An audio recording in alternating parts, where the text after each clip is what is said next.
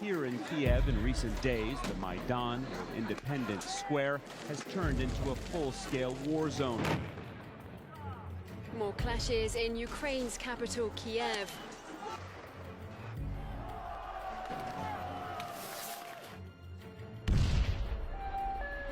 There is absolutely no doubt that snipers are working here. I've counted 10 bodies.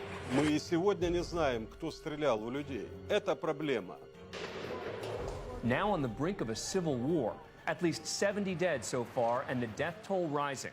Эти технологии, еще раз говорю, от них не застраховано ни одно государство. What we saw here today was a revolution. Хотите узнать, что происходило на Украине? We've invested over $5 billion to assist Ukraine in these and other goals. Вы знаете, в большой политике, о чем бы ни говорили, все равно будут говорить о деньгах. NATO has expanded into 13 countries, up to the borders of Russia.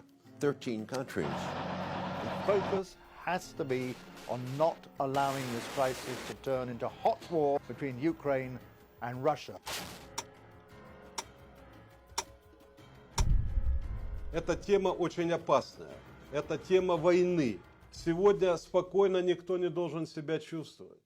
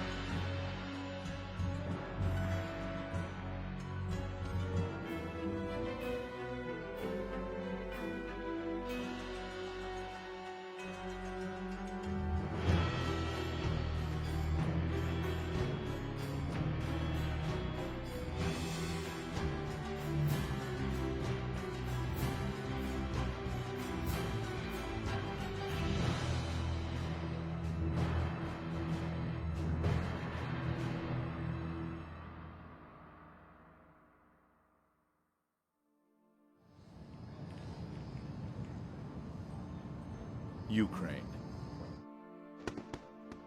It's an ancient and proud land with a rich history filled with much beauty, heroism, and sacrifice.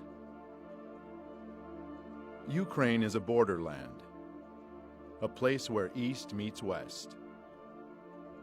This is the flag of Ukraine. The blue represents the sky, the gold its seemingly endless fields of wheat. Ukraine is a prize many have sought, and much blood has spilled in the quest to possess it.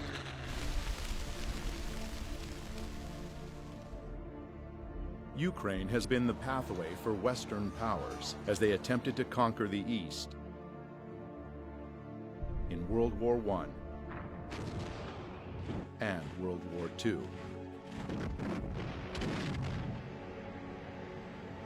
And every time, the Ukrainian people ended up paying the highest price for these grand games of power. History doesn't repeat, but it surely rhymes, said Mark Twain. If one looks closely at the history of Ukraine, one will notice many rhymes. Being surrounded by stronger powers, Ukraine has needed a lot of cunning to survive, and the art they truly mastered with time is the art of changing sides. In the middle of the 17th century, Ukrainian leader Bogdan Khmelnytsky broke a truce agreement made with Poland, siding with more powerful Russia. Just over 50 years later, as the Russian-Swedish War was raging, another Ukrainian leader, Ivan Mazepa, broke the union with Russia when he switched sides, joining forces with the Swedish invaders. Many times, Ukrainian history was written by third parties. Seeking to keep the gains of a revolution at any cost, Russia agreed to the humiliating conditions of the Brest-Litovsk Treaty of 1918, which turned Ukraine into a German protectorate. Another historical document that changed the fate of Ukraine was the Molotov-Ribbentrop Pact of 1939. one of many such agreements being signed between European countries and rising Germany. Attempting to protect his nation from the approaching Nazi threat, Joseph Stalin negotiated a treaty of non-aggression with Adolf Hitler. While promising each other peace, the Soviet and German foreign ministers Molotov and Ribbentrop realigned the map of Eastern Europe, splitting it into German and Soviet spheres of influence. No sooner had the Molotov-Ribbentrop Pact been signed than Poland was split. And in September of 1939, Eastern Poland awoke to be Western Ukraine and a part of the family of Soviet republics and the USSR. But even this bold dividing of lands and nations only delayed the inevitable. Germany broke its promise to the USSR. On June 22, 1941, Germany invaded the USSR, launching Barbarossa, the largest military operation in world history.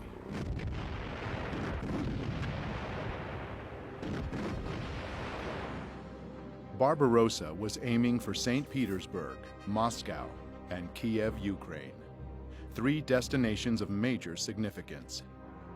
Ukraine, with its rich lands and resources, was an important industrial and economic source for the USSR. To cut it off from the Soviet Union would strike a big blow indeed.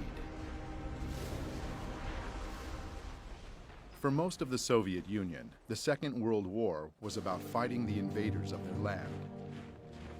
But it wasn't quite so simple for Ukraine. The truth is, Ukraine has never been a united country. When World War II broke out, a large part of Western Ukraine's population welcomed the German soldiers as liberators from the recently forced upon them Soviet rule, and openly collaborated with the Germans. The real scale of collaboration was not announced for many years after the war, but we now know that whole divisions and battalions were formed by Ukrainian collaborators, such as SS Galician, Nachtigall, and Roland battalions.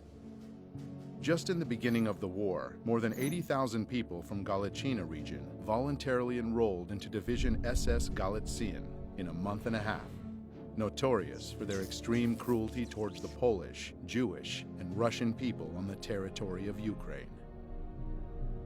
Members of these military groups came mostly from the Organization of Ukrainian Nationalists, the OUN, founded in 1929.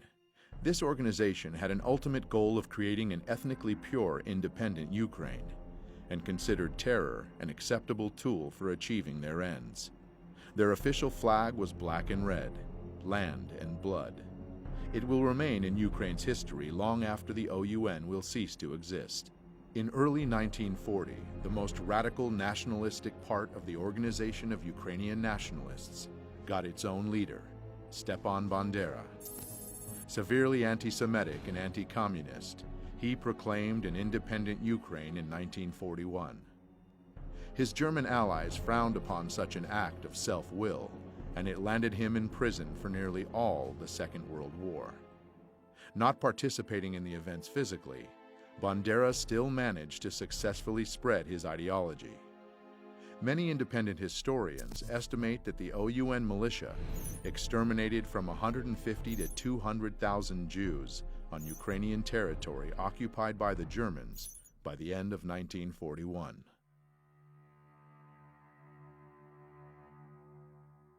The most notorious and outrageous massacre took place September 29th and 30th, 1941, in Babi Yar, Kiev. All kikes of the city of Kiev and its vicinity must appear on Monday, September 29th by 8 o'clock in the morning. Bring documents, money, and valuables, and also warm clothing, linen, etc. Any kikes who do not follow this order and are found elsewhere will be shot. 33,771 Jews were killed in this two-day operation of the Nazis and Ukrainian militia. Another outrageous massacre was carried out by the Ukrainian Insurgent Army and the Bandera faction of the Organization of Ukrainian Nationalists in German-occupied Polish Volhynia and eastern Galicia between 1943 and 1944. This genocide of Poles was led by Mykola Lebed. 35,000 to 60,000 people in Volhynia and 25 to 40,000 in eastern Galicia fell victim to this massive ethnic cleansing operation. Sensing the inevitable loss of the German troops, the Organization of Ukrainian Nationalists gave up on their former ally and began fighting equally against the Germans and the Soviet forces.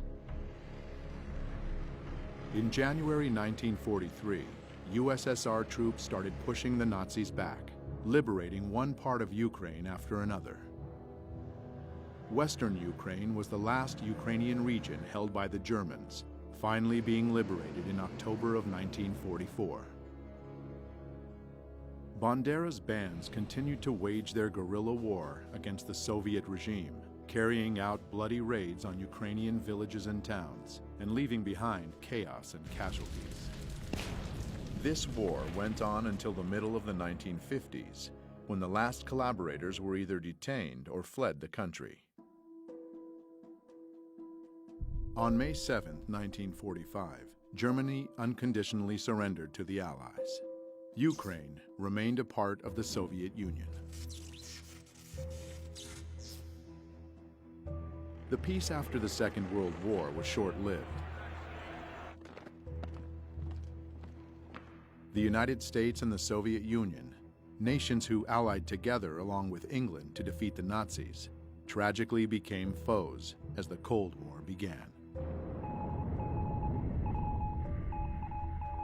The era of political and military tension between the US and the USSR lasted for nearly 45 years, keeping humanity under the constant threat of nuclear war.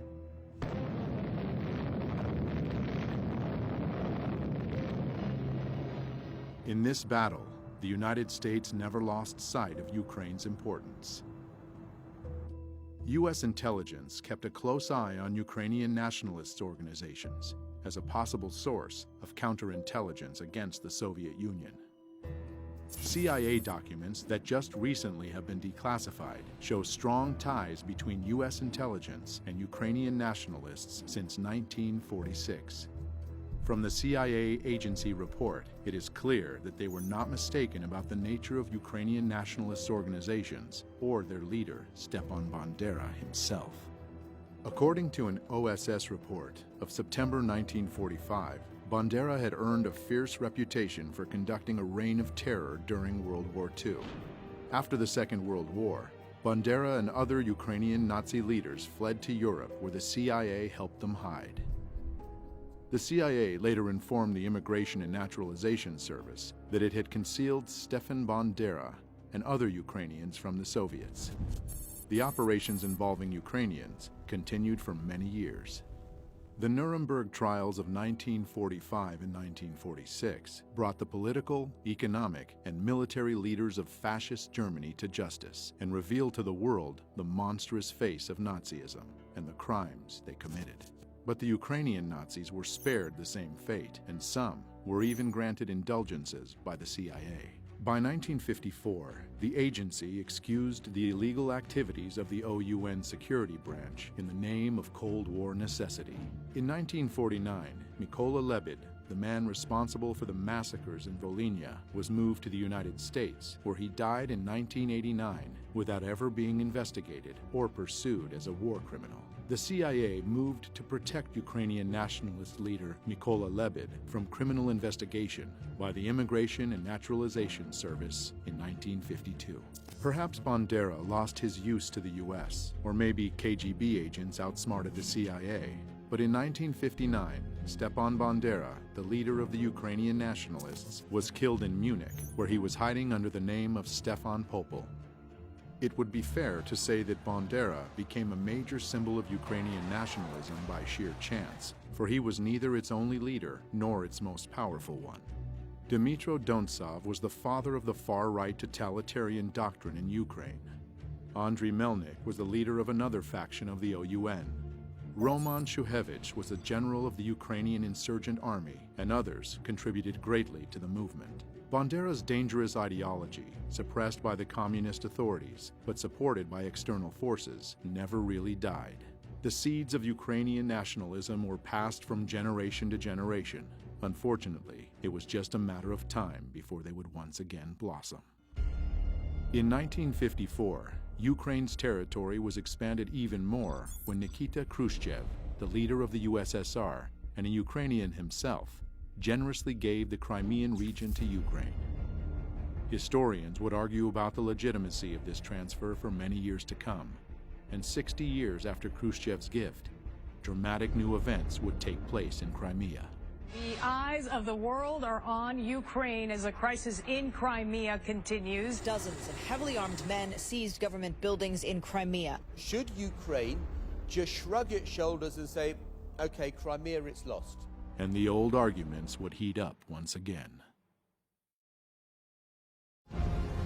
The Cold War would heat up and cool down by turns, while both rivals were obsessively building up military capacity. The turning point took place when the new era, Perestroika, came to the USSR with its new leader, Mikhail Gorbachev, in the middle of the 1980s. Perestroika meant restructuring towards liberalization and democratization. It certainly had a positive impact on the international situation. Astonishing news from East Germany, where the East German authorities have said, in essence, that the Berlin Wall doesn't mean anything anymore.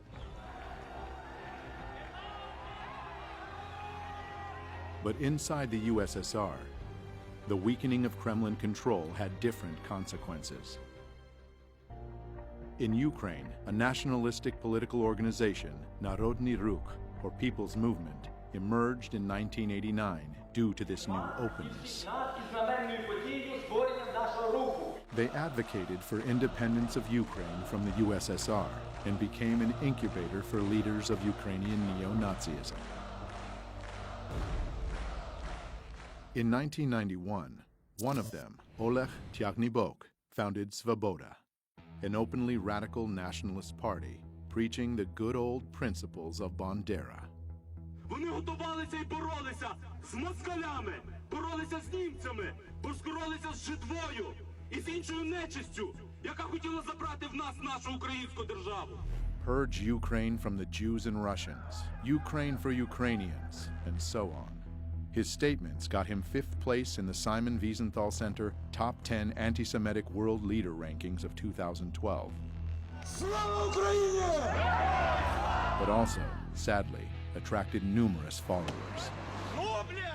Dmitry Yarosh founded another extreme right organization, Trizub, or Trident, in 1994.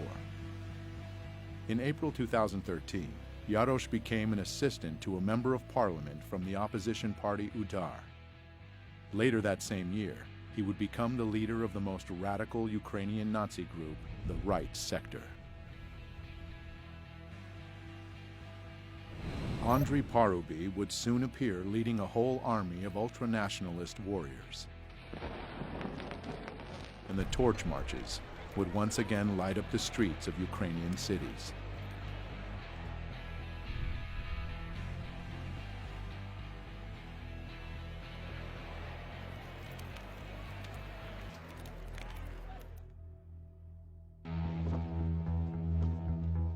The world drastically changed in August 1991, when the USSR de facto ceased to exist and the global political map welcomed many newcomers, Ukraine one of them. In modern history, it was the first time Ukraine was truly independent and all on its own.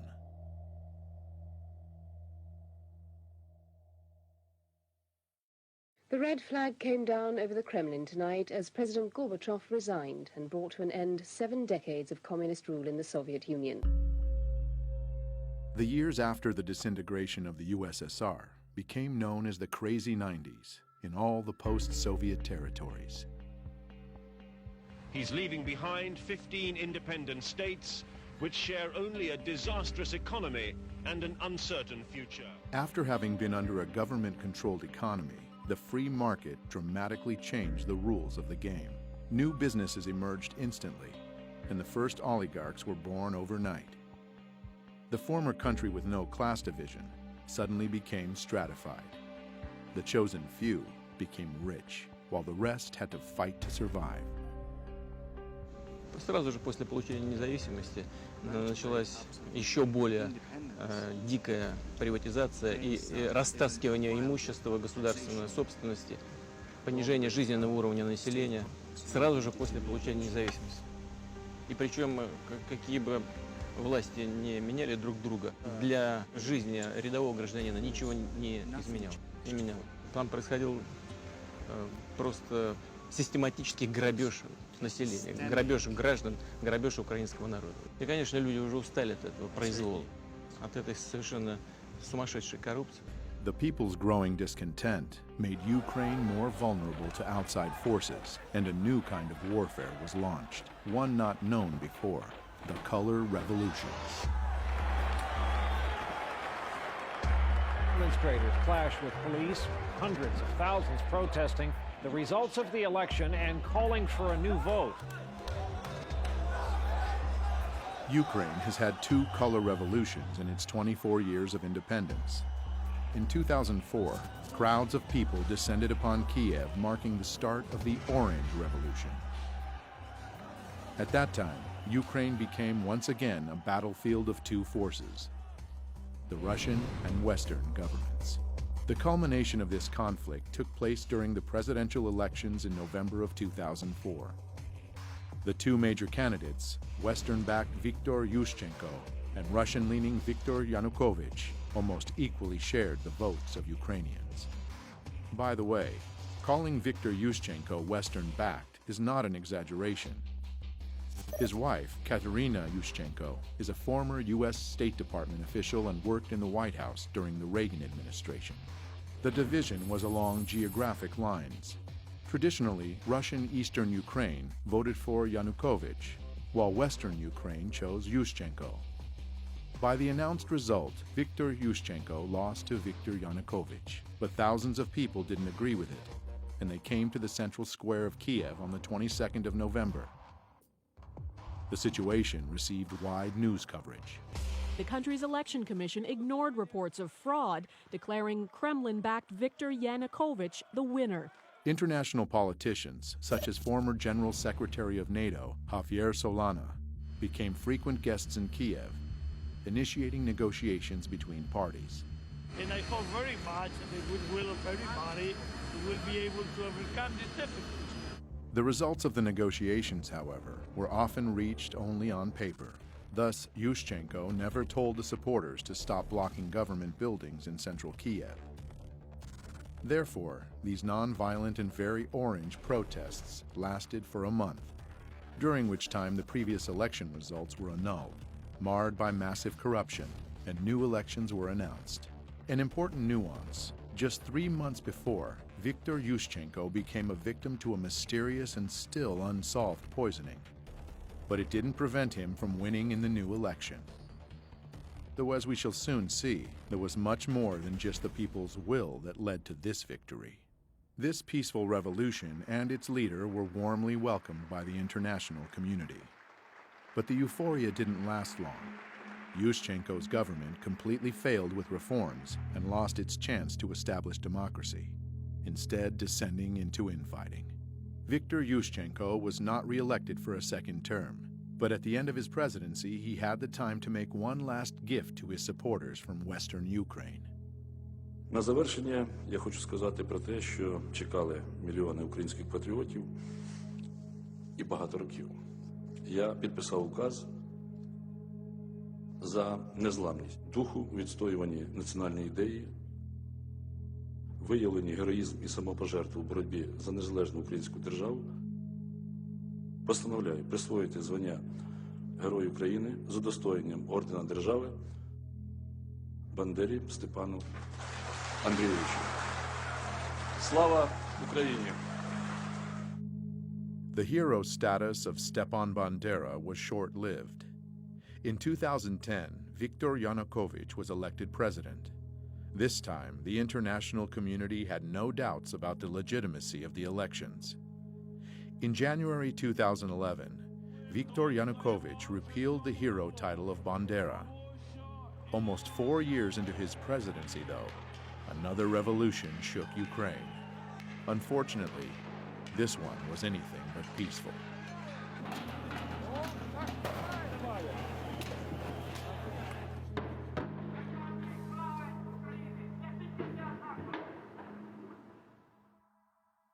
Mr. Yanukovych, I'm an American. I'm an outsider to this situation, and it's very complicated.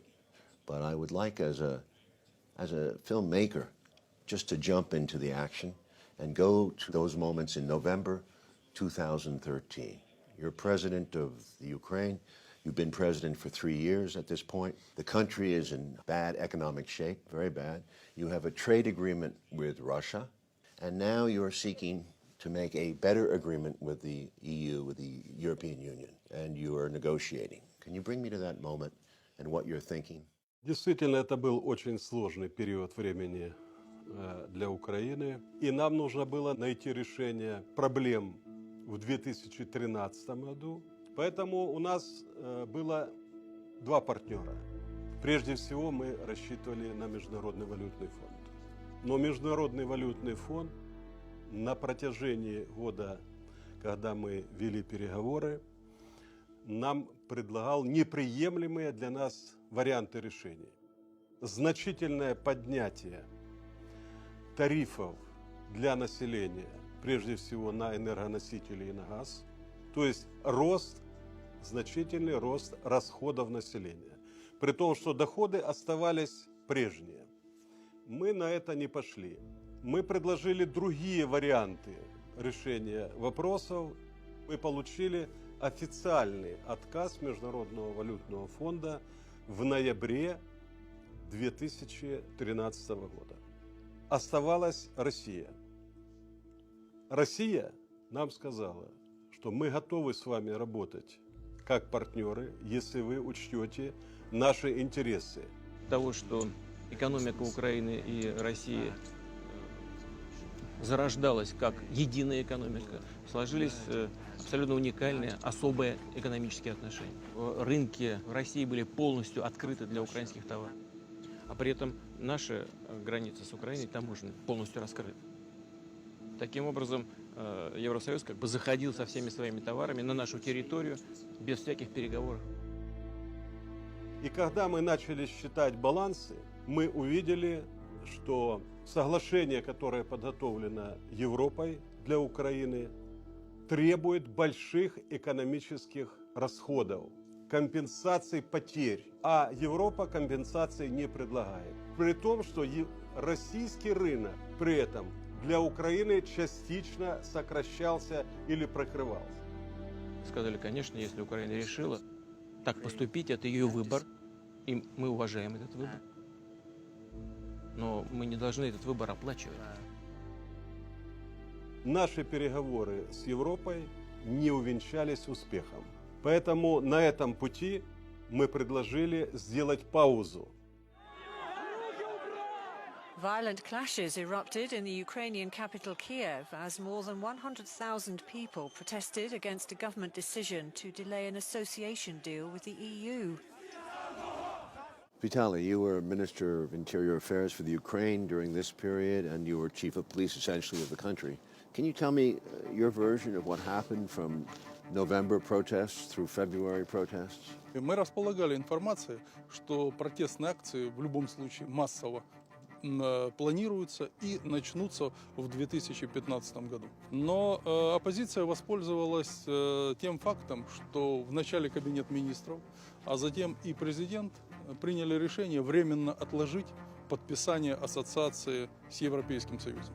Arseny Yatsenyuk, leader of the opposition party, Fatherland. Oleg Tagnibok, leader of the opposition nationalist far-right political party, Svoboda. Vitaly Klitschko, leader of the opposition party, Udar. Both EU and Ukrainian officials said on Thursday the suspension of talks on closer ties could be revived after the two-day meeting.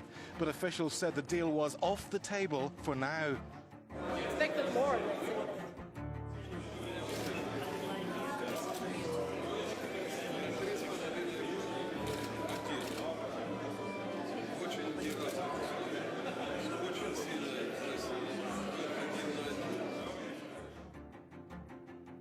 Pro-EU protests on the streets of Kiev enter their second day.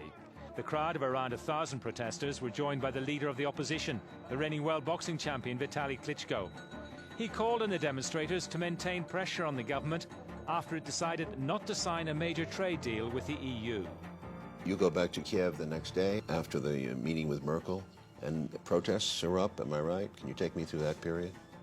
Если у меня в самом начале было понимание того, что это мирные акции, и во время мирных акций можно вести диалог, и я к этому был готов.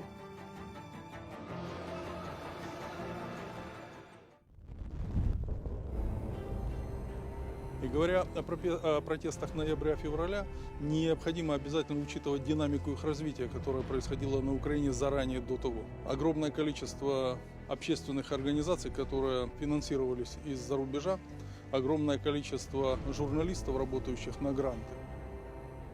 Robert Perry is a longtime investigative journalist based in Washington, D.C., best known for his major disclosures about the Iran-Contra scandal in the 1980s. He is the founder of Consortium News, where he has reported extensively on the crisis in Ukraine and the forces behind the unrest. An NGO is a non-governmental organization.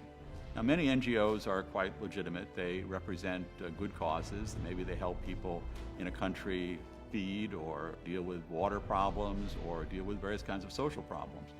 But there are some NGOs that have become funded by government entities and serve more the purpose of that government rather than trying to serve the people that they are ostensibly working for. One thing we saw in the 1980s, at that point the Central Intelligence Agency had been largely discredited because of scandals that had been exposed in the 1970s. For 15 years, the CIA has secretly financed overseas activities of the National Students Association. But then there came to light a fantastic web of CIA penetrations. So when the Reagan administration came in, there was this concept that instead of having the CIA, which traditionally would go into these different target countries, funding their media, funding NGOs, funding different political operations, that was essentially farmed out to a new organization called the National Endowment for Democracy, which was created in 1983. And it would do pretty much what the agency used to do. It would go into one of these countries and it would support various political groups, train activists, deal with journalists, business groups, and try to advance U.S. foreign policy interests, sometimes against the interests of the host government, the target government. And beyond that, they received financial and other logistical help from the National Endowment for Democracy and other U.S. agencies that helped them training activists, working with journalists to get their side presented more favorably. They work on things like how do you get traction? How do you get things to go viral? How do you then use that to generate support for your cause? And support was generated. Mustafa Nayan, a founder of one of Ukraine's new media outlets, Hromadske TV, knew very well how to make something go viral. It was his notorious Facebook post on November 21st, 2013, that brought the first crowds to Maidan. Я це написав просто, щоб почути, чи є ці люди, чи просто може поговоримо десь у Фейсбуці. If you don't read the newspaper, you are uninformed. If you read the newspaper, you are misinformed. To deliver your message efficiently enough in the modern world with so many different technologies and means of communications, you must embrace them all. As the disturbing events of Euromaidan started on November 21st, 2013, 3 new TV channels went on the air and suddenly became stunningly popular in Ukraine. Spilno TV, November 21st. Hromadske TV, November 22nd. And Espresso TV, November 24th, directly from opposition protest. These channels went viral, supporting the protests and encouraging more and more people to come to Maidan. И первые выступления массовые начались 21 числа, 21 ноября. Сначала акции проходили мирно. На эти акции пришли люди разной категории. Это были молодые и пожилые люди, приходили с детьми. Явно было понятно, что с их стороны есть доверие к власти, в том числе и к правоохранителям, потому что свободно выходили, и никаких намеков на то, что будет в отношении этих манифестантов приниматься какие-то меры воздействия, силовые и так далее, просто не существовало. Значит, соответственно, на охрану общественного порядка выходили правоохранители без огнестрельного оружия. Но среди митингующих уже замечены нами радикалы, которые относились к правым партиям, неофашистским организациям. И 24 числа, 24 ноября, они осуществили первую агрессивную акцию.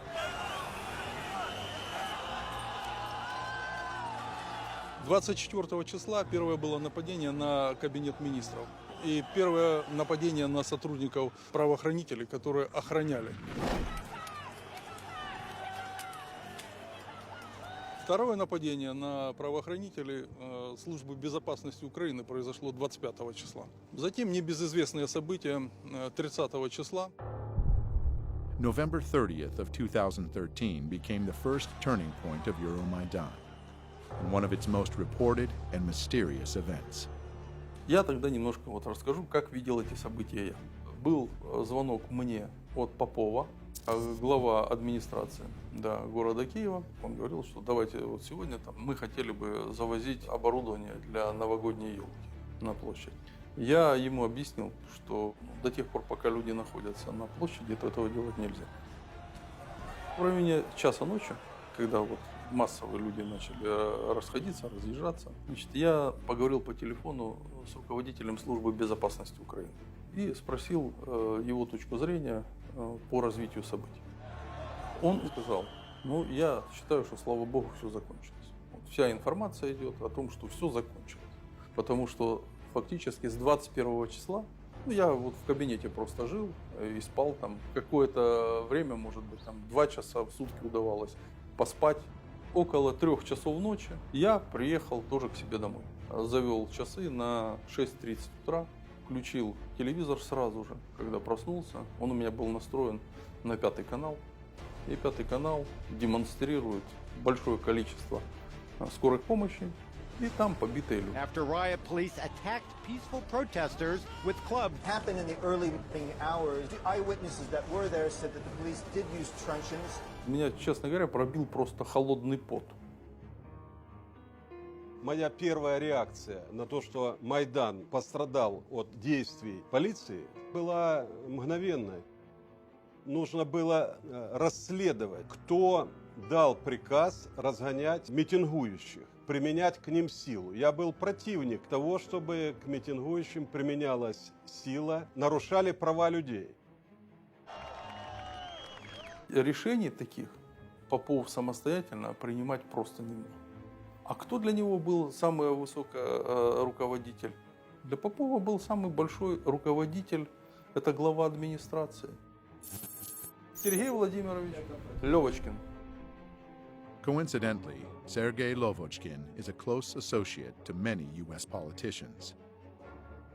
The security service of Ukraine had evidence that on that night, Lovochkin was in contact with opposition leader Yatsenyuk, where they discussed the clearing of Maidan on the pretext of installing the annual Christmas tree. News media reported that the riot police cruelly attacked the students peacefully sleeping in their tents, but scenes from the event seem to tell a different story. It appears that the protesters were waiting for the police. Additionally, there were dozens of journalists and cameramen from all the new public TV news outlets prepared to cover the events. And most ominously, a group of well-trained young men arrived to Maidan almost simultaneously with the riot police. They infiltrated the crowd and began provocations with insults, stones, and torches. The right sector in Ukraine represents a part of the Ukrainian population that has often favored fairly extreme right-wing positions. They had militias that came especially during the Maidan protests.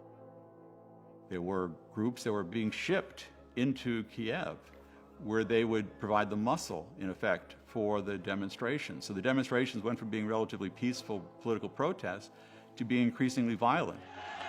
The first step in any detective work is to establish a motive. It is now said that Sergei Lovochkin is held in high esteem by his powerful U.S. friends.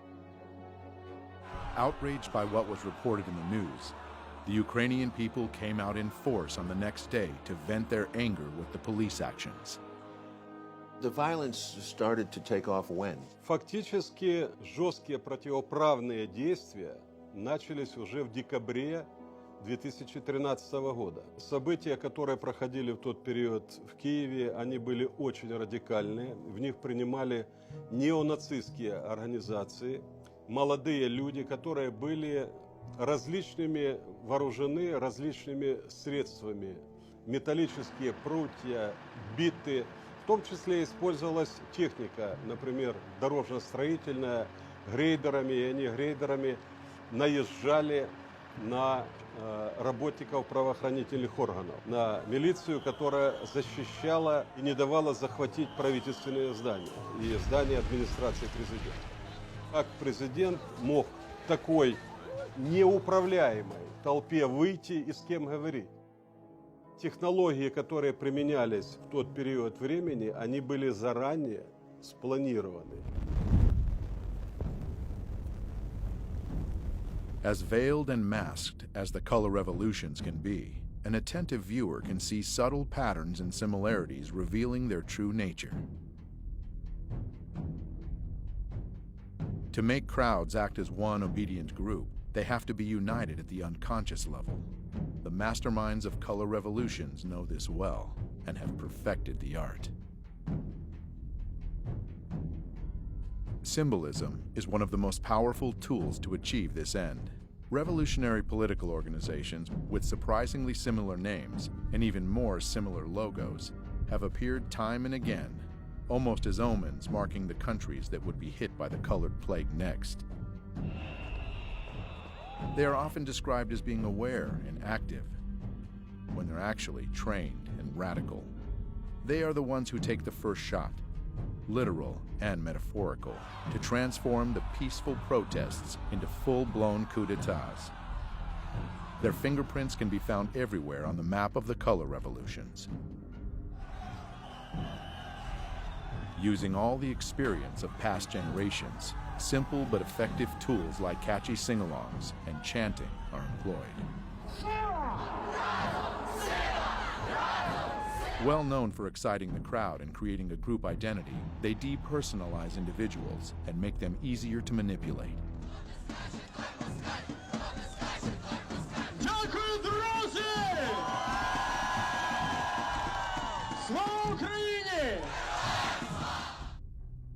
Конечно, без денег здесь не могло быть. Такое количество негосударственных, различных общественных организаций, грантов, которое выделялось на Украину, это не есть секретом.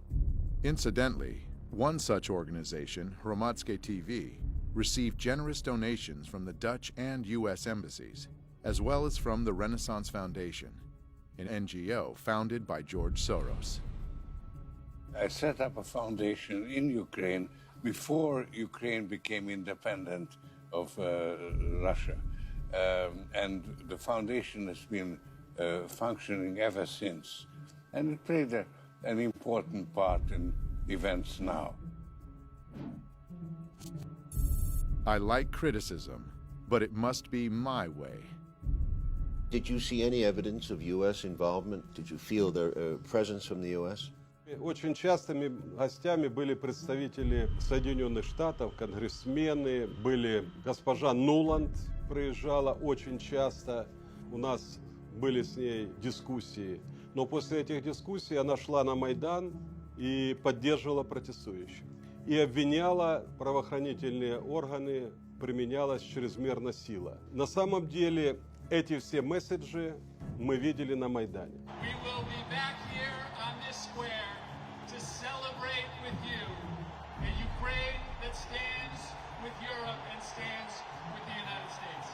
Well, members of Congress were visiting Ukraine during that period, most famously Congressman John McCain. So some of the people who were challenging their government, their elected government at that point, were being told by the senior U.S. official, a person who ran for president and a top official in the U.S. Congress, that the U.S. was with them. I'm Senator John McCain, and it's always a pleasure to be back in Ukraine. Senator McCain was, in a sense, giving the people in the Maidan a feeling that they had the backing of the most powerful country on earth. This is about the future you want for your country. This is about the future you deserve. Делегаций много приезжало. Я говорил, что нельзя говорить, во-первых, неправду. Нельзя становиться на сторону митингующих и отстаивать их права, создавая тем самым и углубляя конфликт. Когда митингующие захватывают правительственные здания и учреждения, скажите, допустимо ли это в любой другой стране, например, чтобы посол Украины пришел к митингующим в Фергюсоне и раздавал там пряники или пирожки и обвинял полицейских Соединенных Штатов Америки? Я считаю, что это недопустимо ни в одной европейской стране. А почему к Украине было такое отношение? Who was your highest level contact with the U.S. government in this period? Я постоянно имел контакт с господином Байденом, вице-президентом. У меня были частые с ним телефонные переговоры. Но дело в том, что господин Байден говорил одно, а в Украине делали другое. And the U.S. ambassador? Посол Соединенных Штатов в Украине постоянно принимал представителей Майдана у себя в посольстве. Мы это очень хорошо знали, мы это отслеживали. И создавалось такое впечатление, что в посольстве Соединенных Штатов существует штаб, который управляет этим процессом. In early February of 2014, as the Maidan crisis was getting more violent, there was a phone call that was intercepted. It was a call between the Assistant Secretary of State for European Affairs, Victoria Nuland, and the U.S. Ambassador to Ukraine, Jeffrey Pyatt. Questions of credibility are being raised after a private chat between two top U.S. diplomats was leaked online. I think Yats is the guy who's got the economic experience, the governing experience. He's the guy, you know, what he needs is Klitsch and Tony Book on the outside. I just think Klitsch going in, he's going to be at that level working for Yatsenyuk. It's just not going to work. Yeah, no, I think that's right. Okay. Good. Well, do you want us to try to set up a call with him as the next step? Sullivan's come back to me, VFR, saying you need Biden, and I said probably tomorrow for an attaboy and to get the deets to stick. So okay. Biden's willing. So you had this remarkable phone call where you have these two senior officials of the U.S. government apparently talking about a coup or how they were planning to restructure the government of Ukraine. Fuck the EU. No, exactly. I'm not saying the whole U.S. government feels that way. There is division on this, but the neoconservative element wants very much to change the strategic dynamic in Eastern Europe. The neocons are very smart people, and they've been at this for a long time. They came in around the issue of propaganda. They studied how to create hot buttons for the American people. They had this experience when they were getting the American people to get excited about Central America back in the 1980s. Sandinista regular army. The ground force is being equipped now with Russian artillery. And they've been applying those same strategies ever since. They remain very dedicated to achieving their goals. They still want to get rid of certain governments. They wanted a regime change in Syria, for instance, regime change in Iran. They're very skilled at this, and they have a lot of allies now inside the news media, inside the government, and that means that they can do a lot to control the narrative of any story. I think in America these days, we have somehow told ourselves that there are a lot of ways of dealing with these problems other than hard power. Vladimir Putin cares about hard power. The neoconservatives can now demonize a leader of a country. That sells with the American people. So you don't just sort of argue a policy. You attack the leader. So the neoconservatives became very skilled at picking out leaders, finding their ugly traits, and then highlighting them. Yanukovych, you might say, was a rather clunky political leader, but you make him into a devil. He's totally corrupt, and he's evil, and he wants to kill people in the Maidan, these wonderful white-hatted demonstrators. So you've got a black hat versus white hat. You keep repeating that basic scenario. And it works with the American people. You've got to realize what Vladimir Putin is. He's an old KGB colonel that wants to restore the Russian Empire. You make them into demons, and the American people find that the way they can understand the world. Once that happens, it's very difficult for a journalist or anyone else to say, you know, hold it, that guy, he's got more of a gray hat than a white hat or a black hat. And if you say that, you're a Yanukovych apologist or you're a Putin apologist, and then the attacks come on to the person saying it, the journalist, the academic, or whoever. Any good director will tell you that tempo and rhythm are the most essential components to hold an audience's attention. Сама технология, которая применялась Майданом, состояла в необходимости сакральных жертв. Это часть технологии. It can also be called a method of betrayal, when the allies and followers are relentlessly thrown into the revolutionary flame. The idea is simple. When the preparation work is done, the trigger just needs to be pulled to set the machine into full motion. The murder of politician Rafiq Hariri led to the Cedar Revolution. Looking back at the mysterious poisoning of Viktor Yushchenko right before the Orange Revolution of 2004, we see now that he became a sacred victim himself. Most political analysts believe the compassion of the Ukrainian people at that moment tilted the scales, giving him the presidency.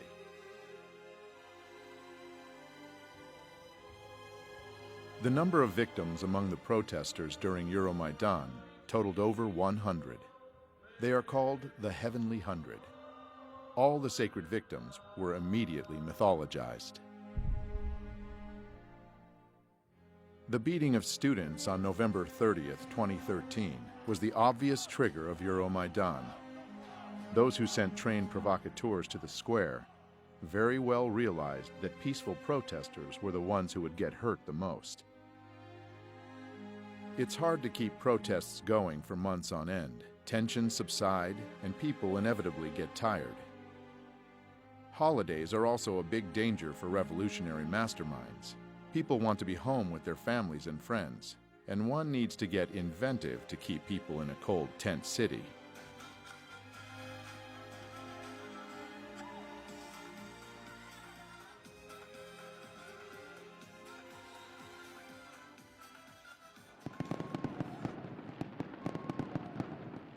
On Christmas Day of 2013, tabloid journalist and political wannabe Tatiana Chornovol was chosen to become the tool to whip the protests on Maidan back up.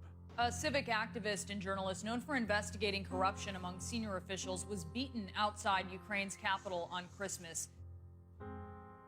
Her heroic deeds as a reporter looked more like petty crimes. Trespassing on the presidential residence of Viktor Yanukovych, leading a rioting crowd to seize the Kiev City Administration building, breaking into a car of the Security Service of Ukraine.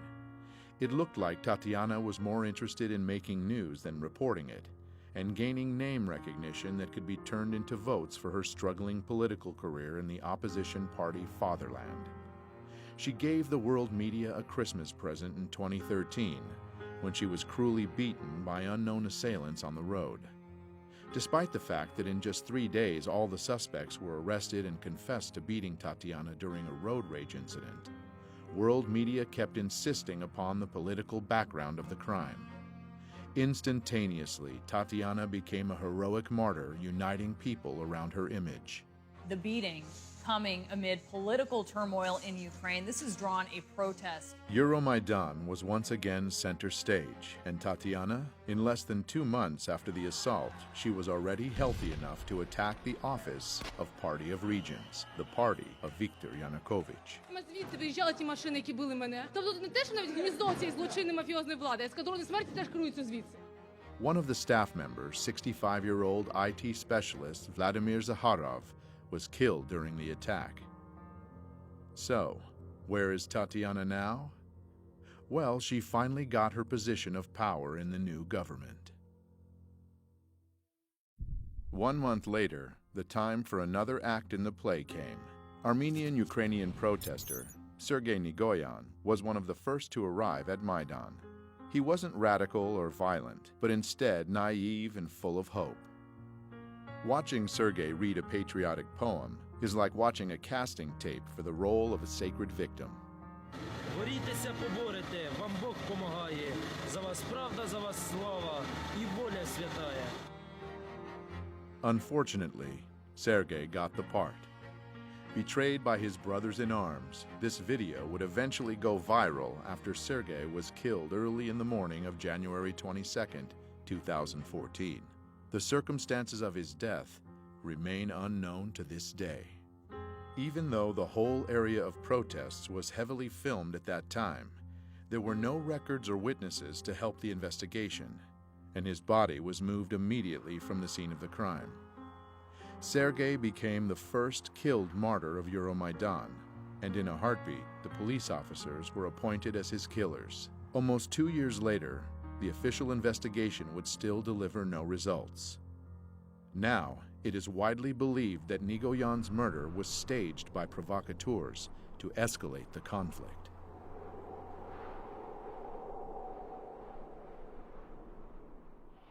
God speaks to people with the language of signs. On January 26, 2014, Pope Francis prayed for Ukraine, addressing thousands of people at St. Peter's Square in Vatican City. Et Filius et Spiritus Sanctus.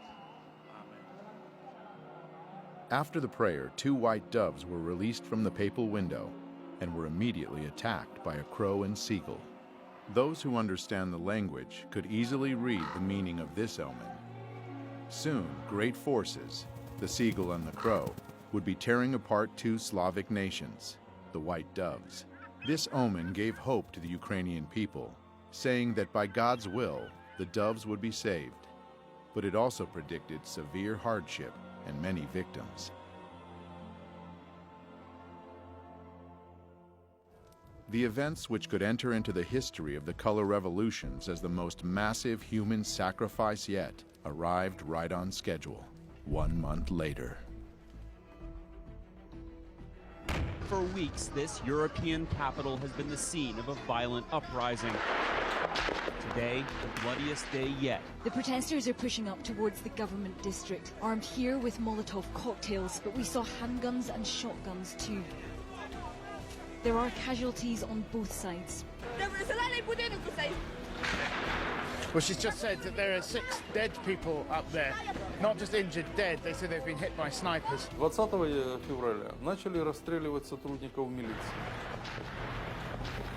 Я получил информацию, что начали стрелять снайперы, и есть жертвы с 2 сторон. Консерватория, откуда прозвучали первые выстрелы, это то, что было под контролем у сил Майдана. And here again we meet our old acquaintance from Narodny Ruch, Andriy Parubi, who is at the peak of his glory as self-proclaimed commandant of Maidan, which basically means the leader of the radical opposition. Ми попередили їх про те, що Майдан може вдатись до більш активних дій, якщо в найближчі дні ми не побачимо виконання наших вимог. В том, чтобы посеять хаос, но Янукович точно не был заинтересован в том, чтобы хаос разрастался. The protesters were filmed leading a long line of riot police away. It's not clear where they were taking them. 67 officers are currently reported to be missing. 14 policemen dead and 43 wounded. Было погибших 20 человек и более 150 раненых огнестрельными ранениями. Тогда уже было понятно, 20-21 февраля, что начался вооруженный переворот.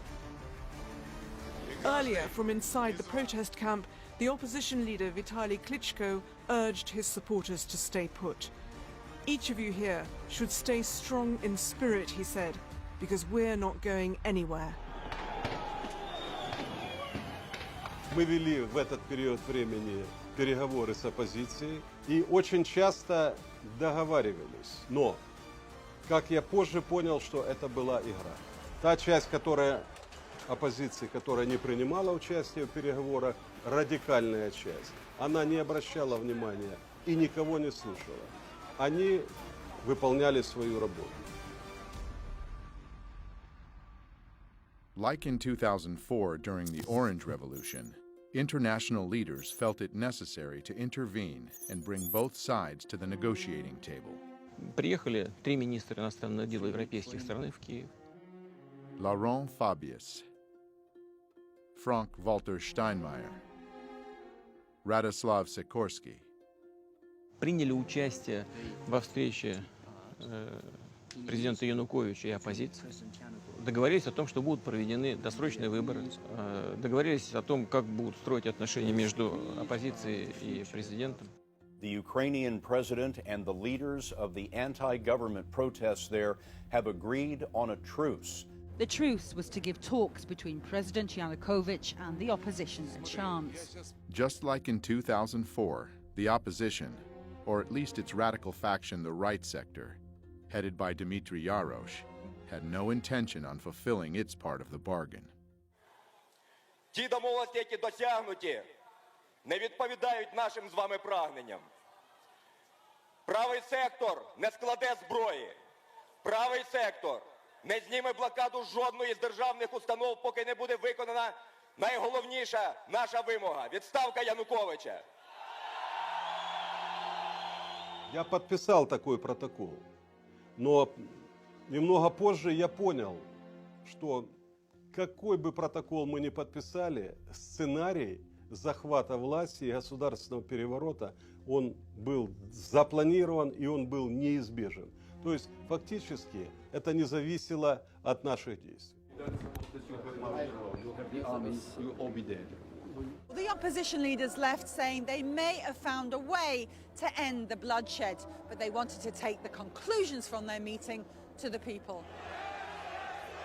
It was soon apparent that the people were not happy. И на следующий день господин Янукович уехал во второй по величине город страны, в город Харьков. Как только он уехал, захватили и его резиденцию, резиденцию администрации, и правительство с помощью оружия. Как это называется? Дело в том, что я вылетел туда вертолетом. Машины, которые меня должны были сопровождать, выехали самостоятельно, но этого никто не знал. Ехали президентские машины, и по этой колонне президентских машин был открыт огонь. Также была информация у нашей разведки, что были специальные наемники, которым была поставлена задача не захватывать президента, а расстрелять. И я обратился к президенту Путину, чтобы он разрешил мне выехать на территорию России. Я получил согласие, и мне было оказано содействие. 24 февраля я попал на территорию России.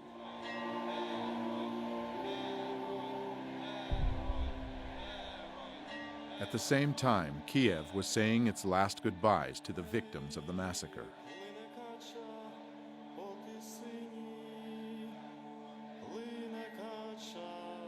It was also welcoming those who came to power at their cost. Ukraine's parliament has voted for the new Speaker of the Assembly to become interim president. Alexander Turchinov called on lawmakers to form an interim government by Tuesday.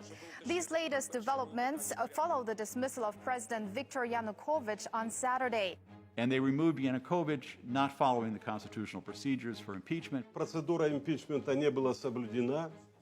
Для этого должен был быть привлечен Конституционный суд, Верховный суд. Этого не сделали. И голосовать в парламенте должны были 3/4 депутатов. The parliament of Ukraine consists of 450 deputies. The constitution of Ukraine requires at least a 3/4 majority to vote. In other words, 338 votes in favor of the impeachment, but only 328 deputies voted yes.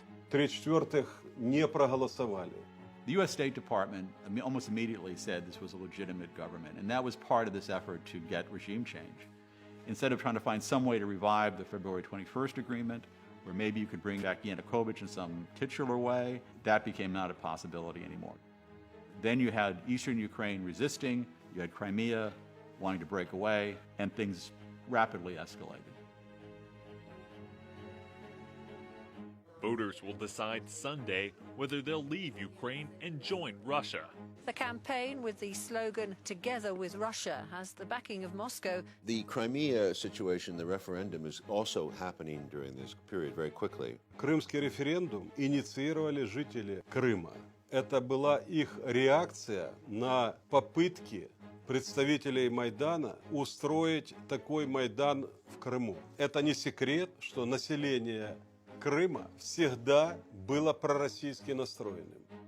Crimean authorities, sensing the mood of the populace, fully supported Viktor Yanukovych's decision to postpone the 2013 European Union Association deal and side deeper ties to Russia.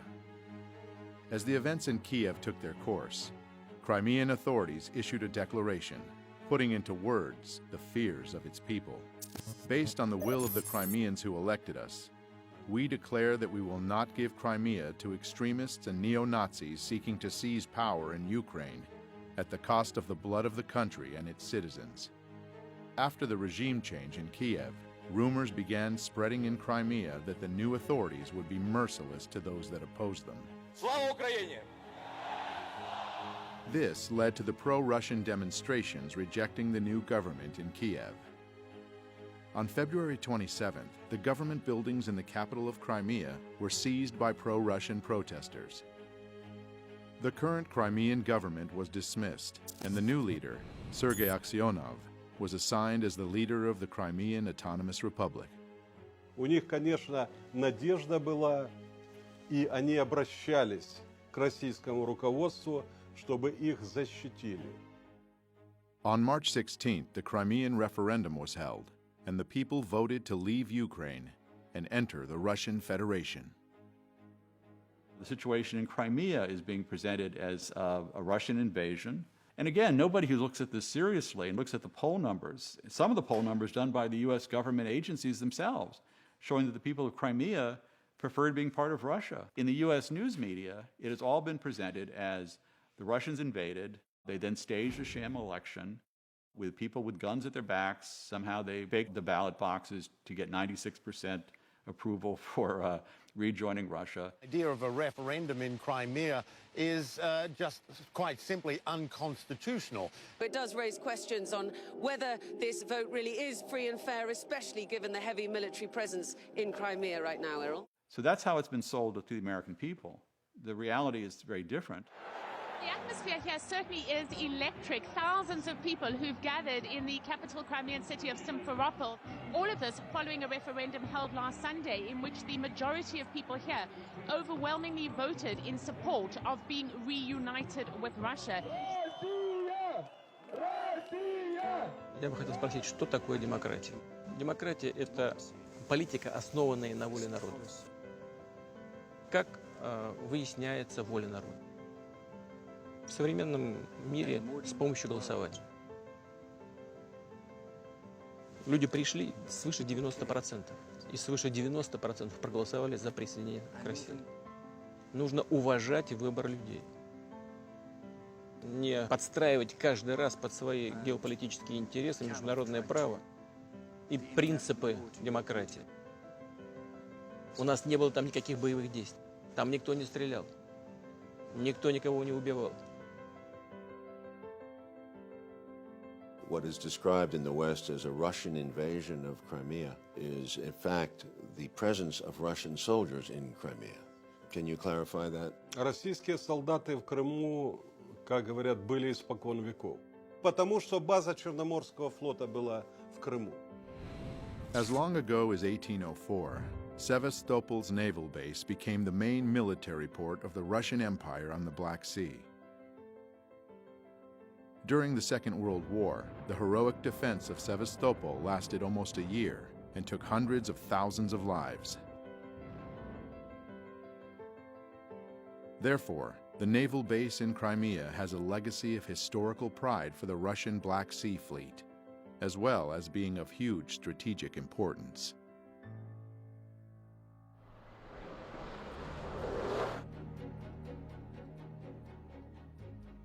Those of us alive back then remember when there were Soviet missiles put into Cuba, how frightened Americans were and how angry, and how we almost went to a nuclear confrontation over having weapons of that kind of destruction placed that close to the United States.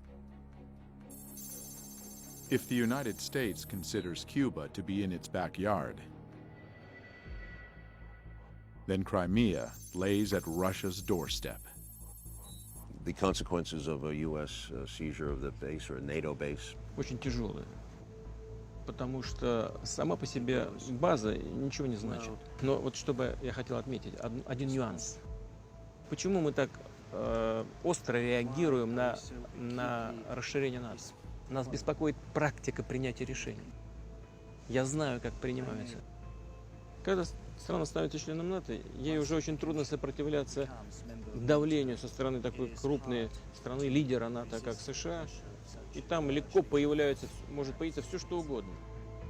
Система противоракетной обороны, и новые базы, и, если потребуется, и новые ударные комплексы. А нам что делать?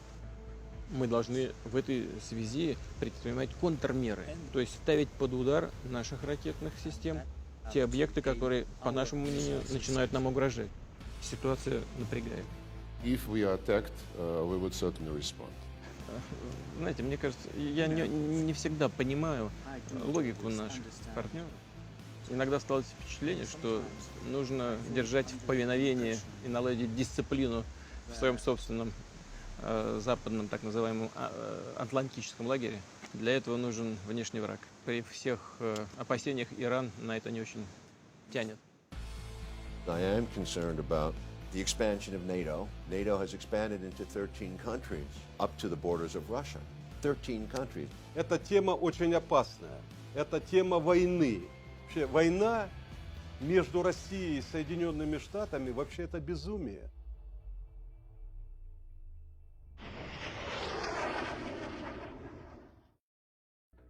In early spring of 2014, eastern Ukraine was also buzzing with protests against the new authorities in Kiev. This region, with the population close to Russia geographically and culturally, feared that the ultra-right leanings of the newly formed government would bring neo-nationalism to their lands. And they had their reasons. The status of the Russian language in Ukraine has been a stumbling block for many years. Implementing Russian as a second state language was one of the main campaign promises of President Viktor Yanukovych. In 2012, the Yanukovych government passed a law making it the second official language in the southern and eastern parts of Ukraine, the areas where the Russian-speaking population makes up a majority. Ukrainian nationalist groups initiated massive protests opposing the law. An observing viewer might see some familiar faces there.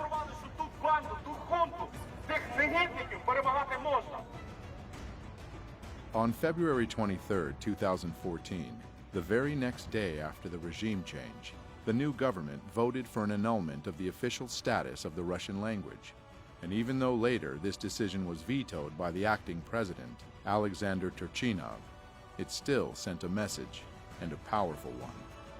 This alarmed the Russian-speaking cities of eastern Ukraine, and people took to the streets to show their disagreement.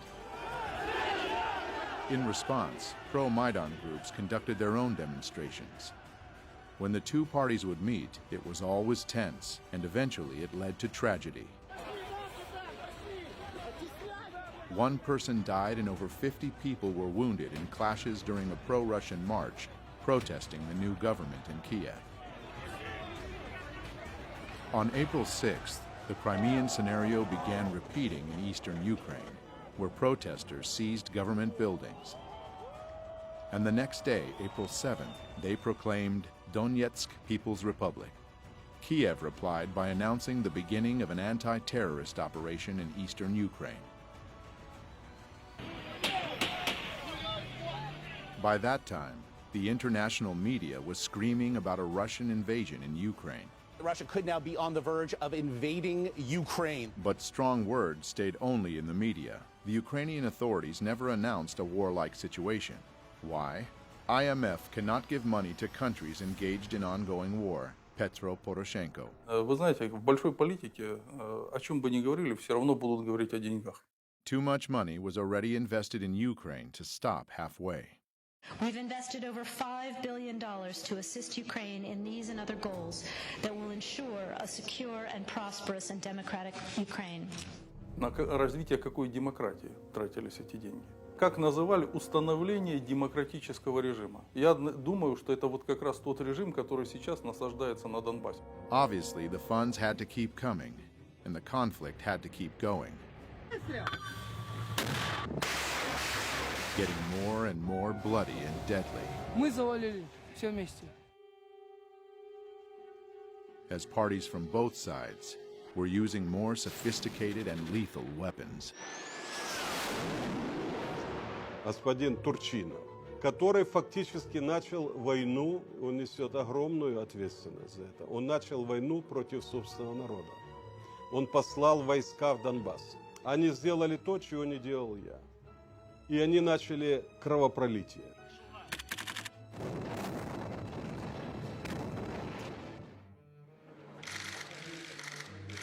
The world seemed too busy welcoming this new democracy in Kiev to notice what was being done as it spread its wings over the country. Many in southern Ukraine had been viewing the revolution with concern.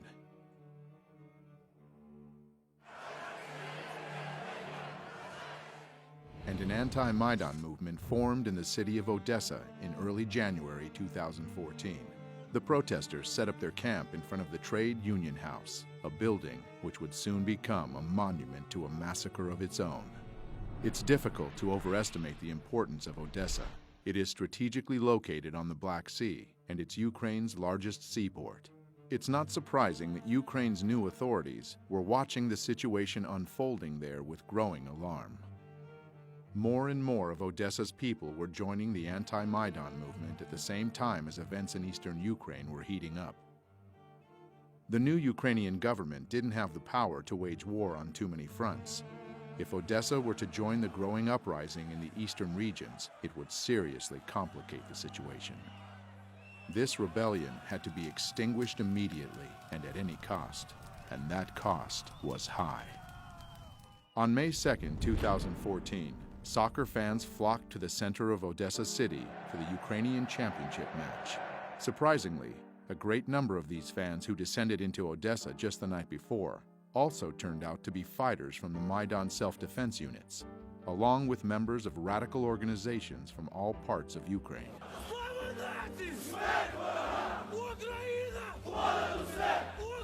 These fans, masked, armed, and shouting nationalist mottos, began disturbances in the center of the city as they marched to the anti-Maidan tent encampment, where they attacked. The anti-Maidan protesters sought shelter in the Trade Union House, but it was a trap. Maidan supporters started throwing Molotov cocktails into the building until it was engulfed in flames. People burned to death inside, or, trying to escape, jumped from the windows. Although a fire station was less than a mile away, it took almost half an hour for firefighters to arrive. When they finally did, the damage had been done.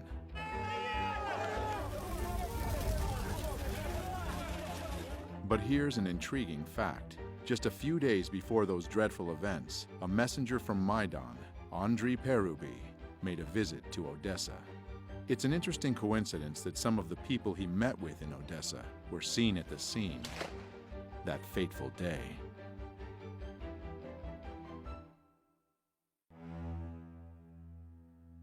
But not everyone was mourning. On the popular political talk show Schuster Live, the news about the people burnt alive in Odessa was welcomed with a long round of applause. Із погибших в пожарі в Одесі 15 граждан Росії, 10 із Придністров'я і ні одного одесита. On its Facebook page, the right sector announced the events of May 2nd, a proud moment in national history. An official investigation into this sad event has been going on now for nearly 2 years, and it's yet to reach a conclusion. But it seems the experts had all the information they needed from the very beginning. Звичайно, провокація була з сторони путінських бойовиків, які почали розстріл української демонстрації.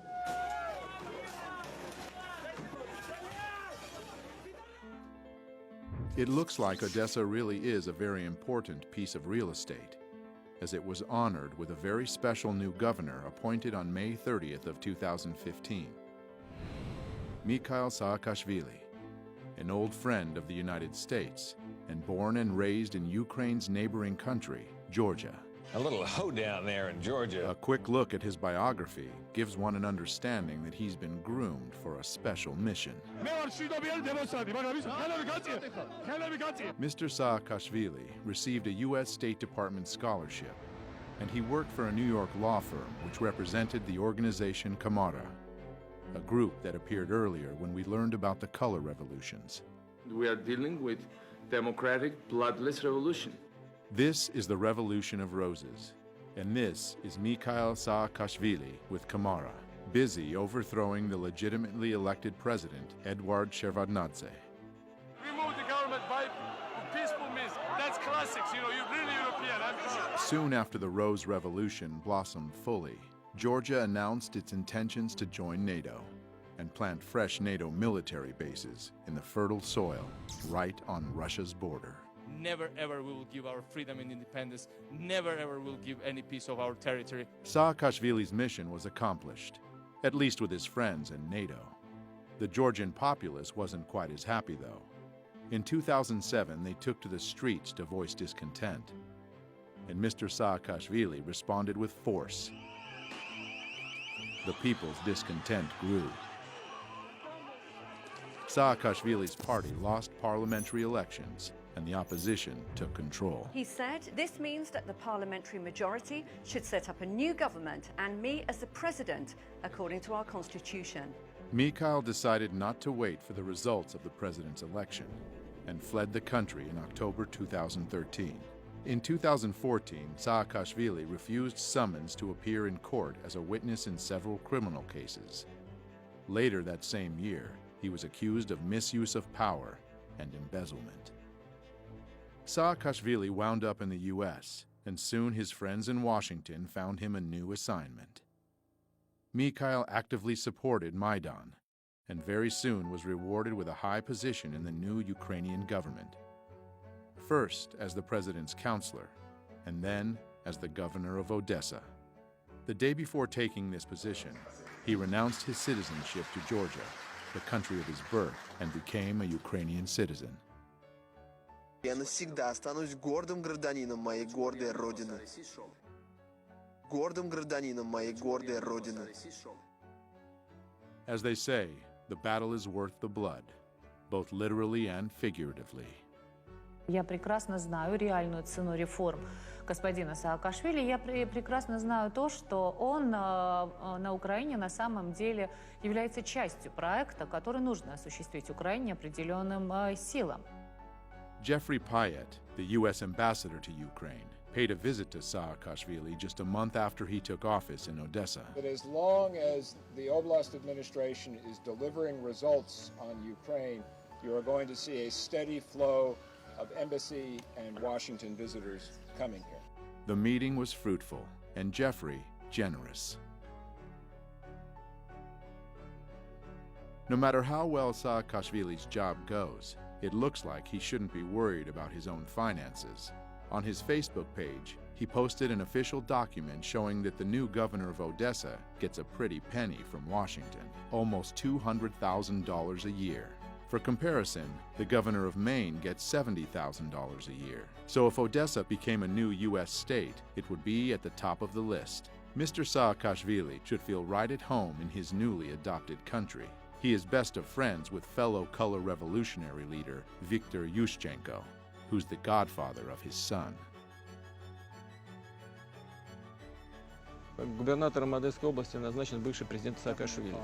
Это просто плевок, оскорбление одесситам, да и всему украинскому народу. И ему не дали даже рабочую визу в США. Университеты, в которых его пытались трудоустроить, не захотели его брать на постоянную работу. Значит, а исполнять обязанности губернатора Одессы он может.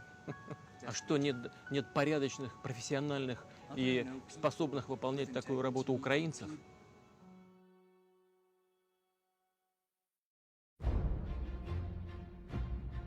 A war once launched, doesn't choose its victims. We are just learning at this hour that Malaysian Airlines has now confirmed that it has lost contact with one of its planes. Plane was indeed shot down by a missile while flying at a high altitude over eastern Ukraine near the Russian border. 298 revised number of souls on board, all feared dead. It was a murder. It was a crime. There's been this odd nonchalance about pursuing the answers. There was a report, a very limited report, put out a few months after the event. But since then, they said the next report will be on the first anniversary of the event. But you deal with a criminal investigation before it becomes a cold case. So there's been this curious element of why is there not greater pressure from both the media and the Western governments to answer these questions. But even without any answers, the fingers were pointed immediately. That's not an accident. That is happening because of Russian support. Evidence indicates that the plane was shot down by a surface-to-air missile that was launched from an area that is controlled by Russian-backed separatists inside of Ukraine. И, безусловно, государство, на территории которого это произошло, несет ответственность за эту страшную трагедию. The Malaysian Boeing wasn't the first plane to play a significant part in American-Russian relationships. On September 1st, 1983, Korean Airlines Flight 007 from New York to Seoul via Anchorage was shot down by a Soviet interceptor aircraft over the territory of the USSR in the Sea of Japan. There was absolutely no justification, either legal or moral, for what the Soviets did. The tragedy of the Korean Boeing was considered a perfect occasion to demonstrate the NATO military power within dangerous proximity to the Soviets. On November 2nd, 1983, NATO launched Able Archer, a 10-day command post exercise simulating a conflict escalation, culminating in a nuclear attack. It was followed by placing Pershing II nuclear missiles in Europe. What Reagan didn't take into consideration was the paranoid overreaction of the Soviets. A recently declassified U.S. intelligence report shows that for the first time since the Cuban Missile Crisis, the world was that close to nuclear war. Just like in 1983, the Malaysian Boeing crash was leveraged against the enemy. A new wave of sanctions hit Russia immediately after the tragedy. The United States is imposing new sanctions in key sectors of the Russian economy. Almost a year and 3 months later, the Dutch Safety Board published a report. Ladies and gentlemen, flight MH17 crashed because of a 9N314M warhead detonated outside the aeroplane above the left side of the cockpit. The report didn't blame any specific group or person and estimated a very wide area of 320 kilometers as a zone from which the missile was fired. At the same time, the Russian producer of Buk missiles, Almaz-Antey, conducted its own independent investigation. Результаты эксперимента полностью опровергли выводы голландской комиссии о типе ракеты и месте запуска. During the experiment, they blew up a retired airliner with a Buk missile and came to the conclusion that the Malaysian plane was brought down by the older type of missiles, not used by Russia anymore, but still in the possession of Ukraine. The company claims that the missile was launched from the territory controlled by the Ukrainian military. One would expect that these controversial results would again stir up public interest in the investigation, but the tragedy of Malaysian flight MH17 had already played its role in the big geopolitical game. Therefore, it was soon forgotten. The goal was achieved. After the third wave of sanctions hit Russia, the tensions between the two countries skyrocketed. So the question presents itself: are we truly witnessing the beginning of Cold War 2.0? And if so, what are our chances to survive at this time?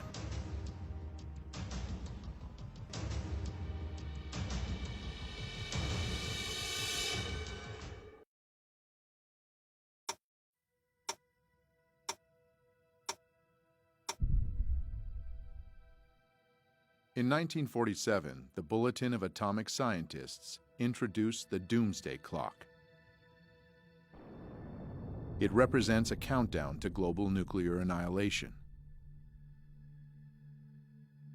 In 1953, during the height of the Cold War, it came its closest to midnight as the superpowers were creating massive nuclear arsenals. This is the story of America's ever-expanding atomic weapons program. As the world began to grasp the insane danger of nuclear warfare and took measures to control the arms race, the situation steadily improved.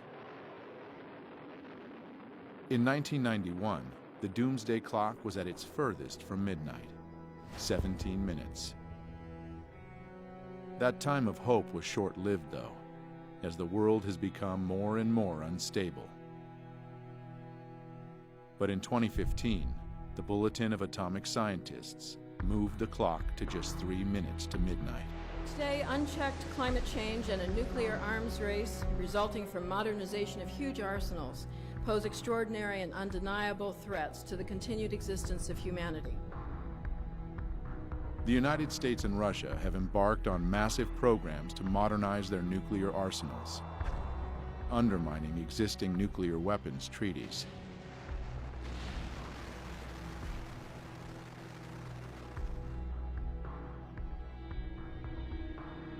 The clock ticks now at just 3 minutes to midnight because international leaders are failing to perform their most important duty, ensuring and preserving the health and vitality of human civilization.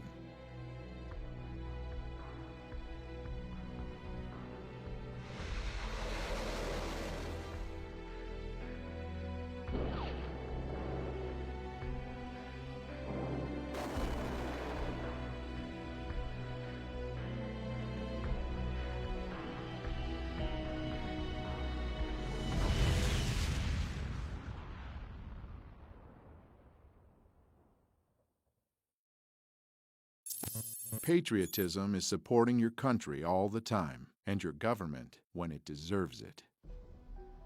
The role of an American journalist, in my view, is to inform the American people as best you can what you're able to find out, and to not be afraid of the kind of attacks that come with that. The vast majority of those who participated on the Maidan were peaceful protesters. If you had a chance to see the pictures, many of us visited, including many members here. There were mothers and grandmothers and veterans. Let me note that I have a... However, before you go on, the question is, were there neo-Nazi groups involved in that? There were, as I said, almost every color of Ukraine was represented, including some ugly colors. The answer is yes, then. And that's the patriotic role, I think, of a journalist in a democracy, is to provide the public with as much information so they can operate and they can fulfill their responsibilities as citizens in directing their government to do what they want and to be at least informed about what is happening. We truly believe that there is only one way to protect yourself from this game of manipulation: awareness. Knowledge is power. The ability to recognize the red flags in time might save another country, perhaps your own, from being dragged into tomorrow's chaos and mayhem. This relates to each and every one of us because war today comes not only with tanks and bombs, it comes with manipulative mass media, with journalism that lies, that hides, and twists facts, one that is focused on making news rather than reporting it.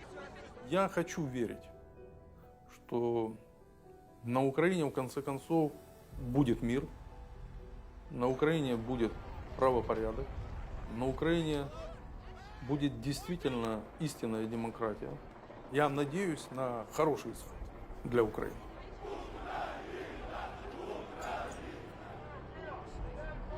Но я молю Бога, чтобы люди в Украине объединились, чтобы не было той ненависти, которая сейчас есть и существует. Очень хочу, чтобы в Украине был мир. Мы понимаем, что мир изменился. Невозможно все держать в замороженном состоянии времен Холодной войны. Нужно смотреть в будущее.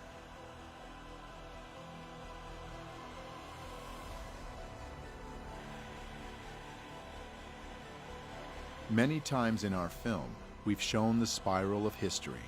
While we often repeat old mistakes, it also always gives us another chance and hope.